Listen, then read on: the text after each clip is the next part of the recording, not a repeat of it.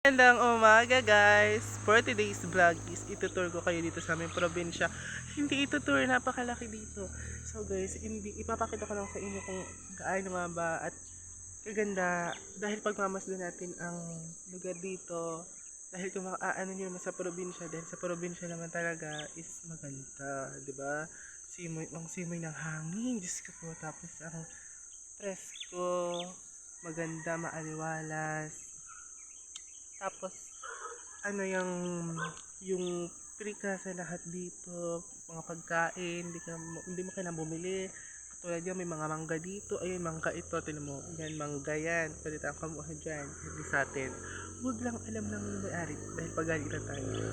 So guys, andito ako ngayon sa Mindoro, sa probinsya namin.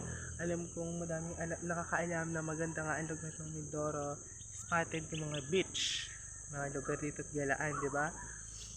Dito tayo ngayon sa Caloocan sa aming mismong town.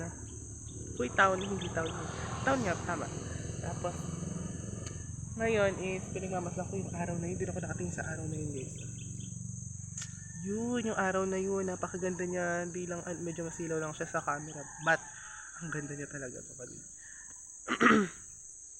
Yung bundok doon, Sierra Madre yun. Hindi yung Sierra Madre. Yun guys, dahil na-tour ko lang kayo, gano'n lang ang pag-tour ko, parang ewan lang tour na yun. Thank you pa rin ng marami. Sawadee ka. Go!